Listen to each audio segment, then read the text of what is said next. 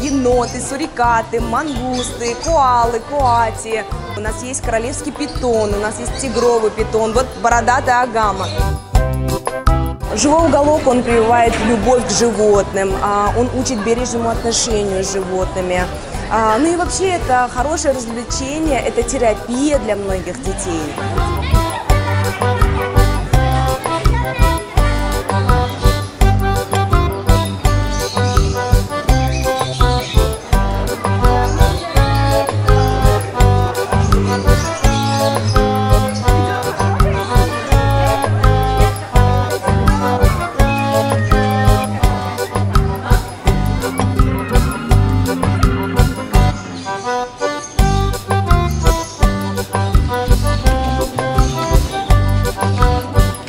На самом деле это самый первый уголок юного натуралиста, потому что сейчас в Москве, в Алмате, в Казахстане, в Узбекистане, во всех развитых странах уже давным-давно существуют такие живые уголки.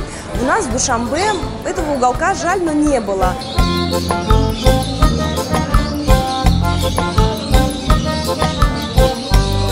У нас в планах поработать с Министерством образования, чтобы каждая школа проводила в нашем живом уголке урок зоологии.